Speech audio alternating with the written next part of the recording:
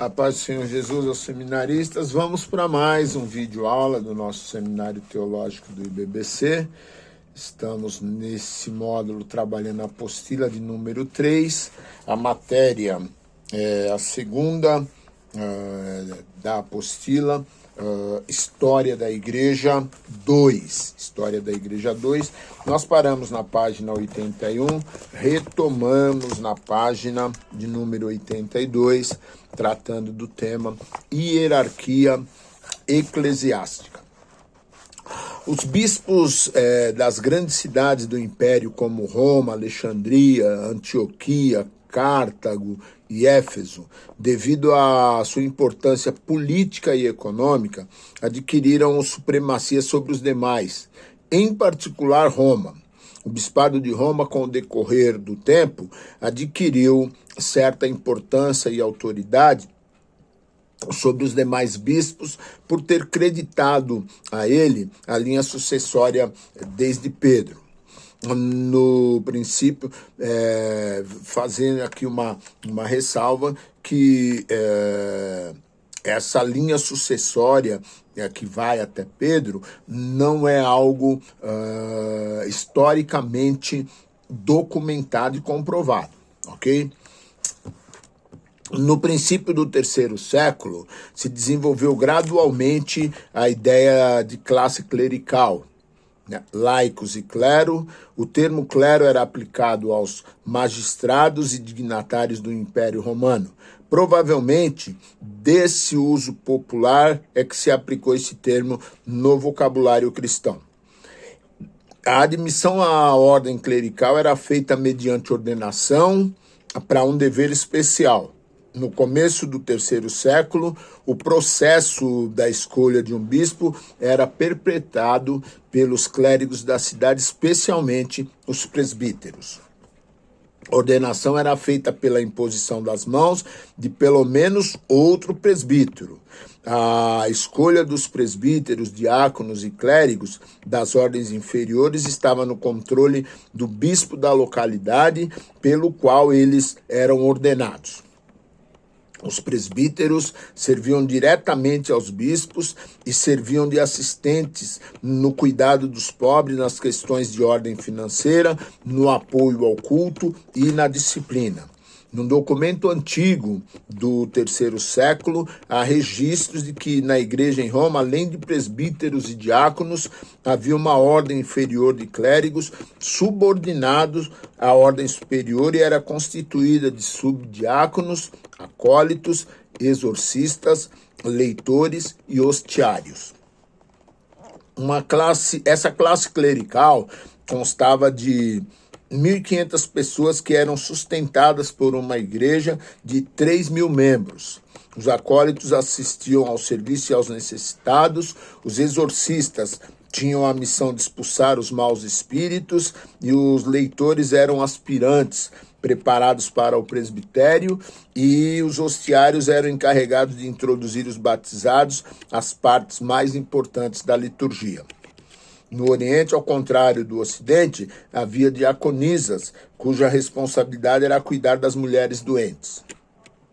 Ao final do quarto século, os bispos dos grandes centros do cristianismo como Roma, Constantinopla, Antioquia, Jerusalém e Alexandria vieram a ser chamados de patriarcas, que se tornou um título eclesiástico usado na Igreja Católica Romana e Ortodoxa Oriental.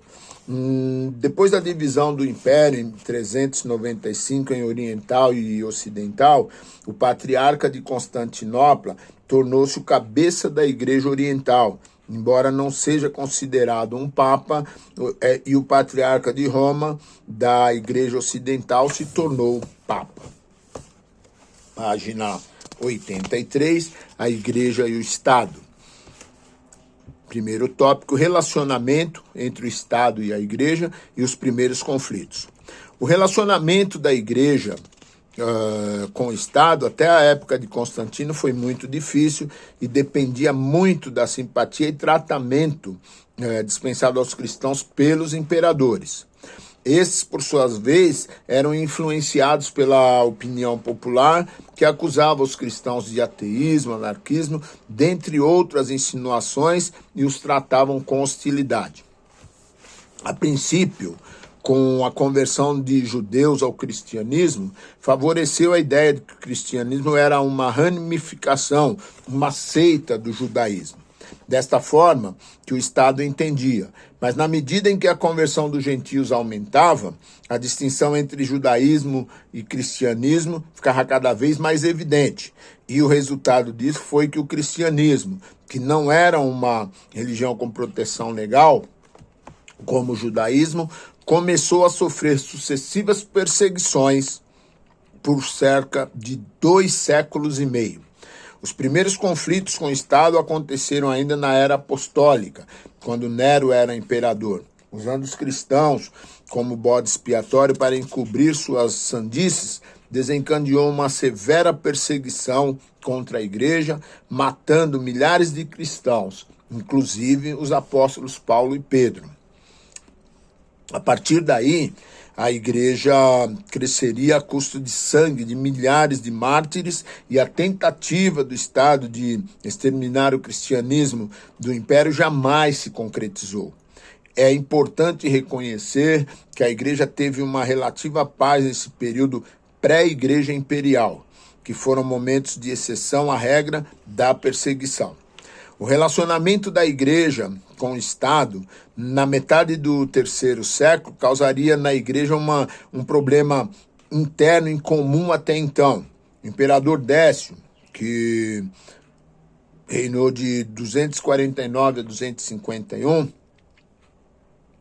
implantou uma política religiosa com o objetivo de restaurar a antiga religião romana, onde cada cidadão do império deveria sacrificar aos deuses e queimar incenso diante da estátua do imperador. E quem assim o fizesse obteria um certificado como prova disso, e quem não tivesse seria tratado como criminoso. O resultado desse decreto na igreja provocou reações diferentes. Alguns resistiram até o fim, onde foram torturados e presos. Outros resistiram por algum tempo e logo ofereceram sacrifício para os deuses, e outros, mediante o dinheiro, adquiriram certificados falsos de funcionários amigos e assim ficavam livres do sacrilégio. O problema que a igreja enfrentou foi o que fazer com os que haviam caído. Muitos procuravam a igreja para ser readmitidos, o que causou um cisma longo e persistente na igreja de Roma.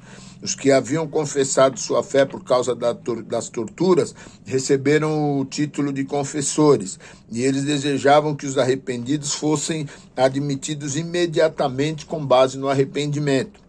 Outros, porém, não concordaram em admitir os caídos, e essa controvérsia dividiu a igreja de Cartago, do norte da África, da igreja de Roma. Entretanto, em meio às perseguições e controvérsias, a igreja se expandia cada vez mais. A expansão da igreja. As perseguições à igreja surtiram um efeito contrário do que esperavam as autoridades romanas, porque a igreja crescia cada vez mais, atingindo todas as camadas sociais da sociedade. Em sua maioria, os cristãos eram escravos, carpinteiros, pedreiros, ferreiros. Eram poucos os que pertenciam às classes mais altas da sociedade. A partir do 2º século, o evangelho alcançaria a elite culta da sociedade, como filósofos, por exemplo. A igreja não tinha um método organizado de evangelismo. Não havia o chamado culto evangelístico. A igreja não esperava que os pagãos frequentassem os seus cultos, mas ela os alcançava onde eles se encontravam. Mercados, oficinas, até mesmo nas fileiras militares, a igreja fez convertidos. No final do 2º século, o cristianismo foi pouco além dos povos da língua grega, mas no começo do 3º século avançou rapidamente entre os povos de língua latina, na África do Norte, Espanha, Gália e Egito. E antes da conversão de Constantino, o cristianismo já havia se estabelecido nas Ilhas Britânicas. Nós estamos na página 84 e o segundo tópico da página é a Igreja Imperial. No ano de 284, Diocleciano, um soldado do exército, foi elevado pelos seus companheiros à posição de imperador romano. Com o objetivo de fortalecer o exército e tornar o império mais organizado, promoveu algumas reformas nas áreas militar e administrativa, que culminaria na divisão do império em Ocidente e Oriente. Ele acabou com o governo republicano e instalou uma autocracia junto com Galério, o César do Ocidente, nomeado por ele. Iriam promover a última perseguição oficial à igreja. Em abril de 311, por razões desconhecidas, Galério, juntamente com Constantino, publicou um edito de tolerância para com os cristãos, pondo fim às perseguições que a igreja teve que sofrer nas mãos do Império Romano. Constantino, filho de Constâncio, imperador do Ocidente, chegou ao poder após uma sucessão de conflitos pelo domínio absoluto de todo o Império Ocidental, quando em 28 de outubro de 312, travou uma batalha decisiva saindo vencedor. Ele atribuiu a vitória a Cristo, quando na noite anterior à batalha sonhou com as iniciais do nome de Cristo, com esta inscrição: por esse sinal vencerás. Em 323, Constantino se tornou governante absoluto do império após ter vencido o último inimigo. Dessa maneira começava a união com o Estado, que daria à igreja o reconhecimento e a aceitação como religião oficial do império. Em 312, Constantino promulgou um edito conhecido como Edito de Milão, que colocou fim às perseguições e garantiu as suas propriedades confiscadas.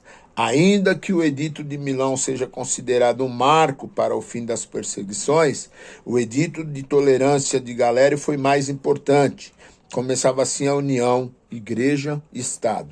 A partir dessa nova política, o cristianismo passou por um processo que o tornou religião oficial do Império Romano, com o imperador Teodósio I, em 380, quando promulgou um edito, tornando o cristianismo a religião exclusiva do Estado, obrigando cada cidadão a fazer parte da igreja. Até o tempo de Constantino, as conversões eram voluntárias e, a partir de então, os templos cristãos ficaram cheios de pessoas regeneradas. A desobediência a esse decreto traria devida punição do Estado. Página 85. Algumas características e resultados com a oficialização do cristianismo foram as seguintes: recuperação das propriedades que foram confiscadas pelos governos anteriores, desenvolvimento de uma teologia oficial, fim das perseguições, vestes ornamentadas para os ministros, a construção de templo, isenção ao clero do serviço público e de impostos, paganização da igreja. Várias práticas pagãs entraram na igreja após a igreja ser oficializada como religião estatal, proibição da escravidão e dos combates de gladiadores, domingo separado como dia de descanso e culto, proibição do paganismo, a mulher teve sua dignidade reconhecida, os cultos passaram a ser cerimônias majestosas e imponentes, avanço da obra missionária.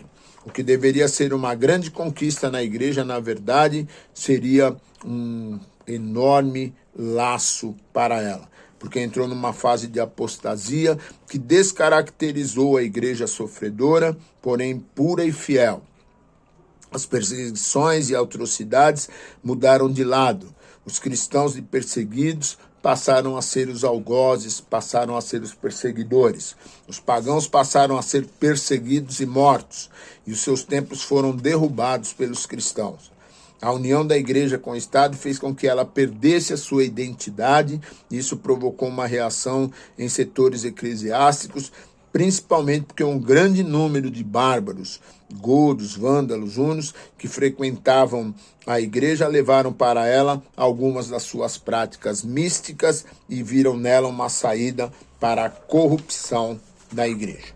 Nós encerramos na página 85, presente vídeo, retomamos na página 87 com o tema monasticismo. Amém? Deus abençoe.